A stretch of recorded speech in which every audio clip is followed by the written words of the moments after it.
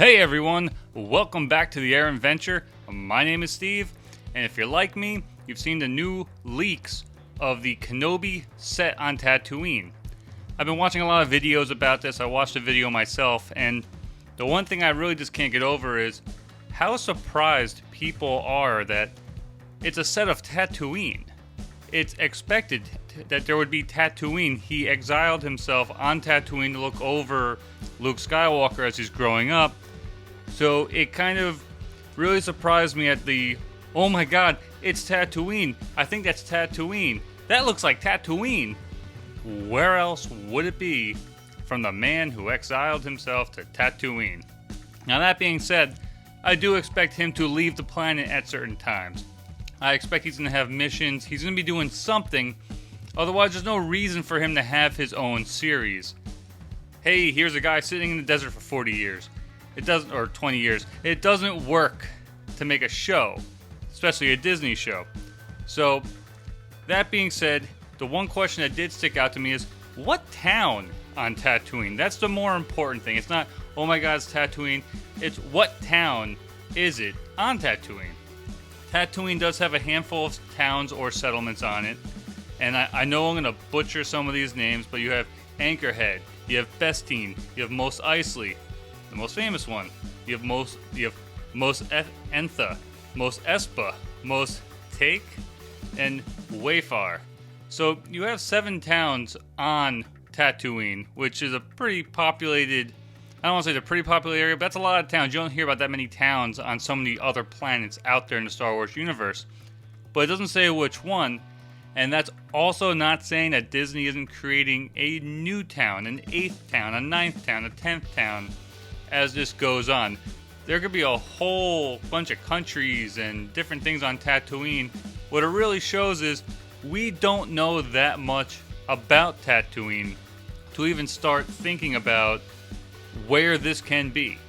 And as we've seen with Disney, they are not afraid to push that envelope and create something new. And honestly, love it or hate it, I enjoy it because it's what's going to keep things fresh in the Star Wars universe.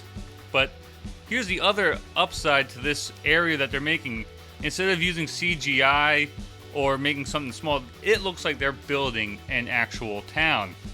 Now, for those who don't know, and for those who may or may not be interested in Western films, there's actually a town, it's a fake town, but it's a real town, in a minute, called Pioneer Town in California. And essentially this was a town built for Western movies, and you can actually go to it, but it's still used in Western movies even up to this day because it has that old town Western feel to it. It's essentially a real set that you can walk around. And seeing the videos that came out for Tatooine for Kenobi's leak, it reminds me of that. It's a place that they can use for the Kenobi set, and they can use it for other things in the future. I'm sure at some point in the Star Wars universe, we're going to be back on Tatooine after Kenobi.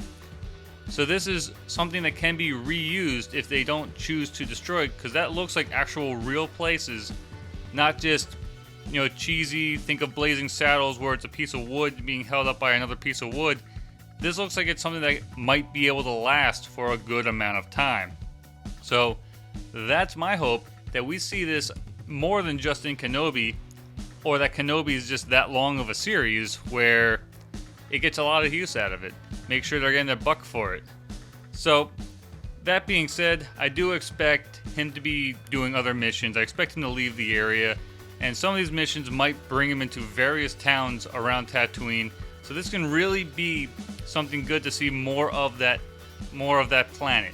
Because all we really see is in the Phantom Menace. We see some in Mandalorian, but it's really just desert. You see a little bit in the original trilogy, but you don't see a whole lot. And for a planet that means so much in the Star Wars world, it would be really cool to see what else is out there. So, it's a cool leak. It leaves a lot of questions unanswered.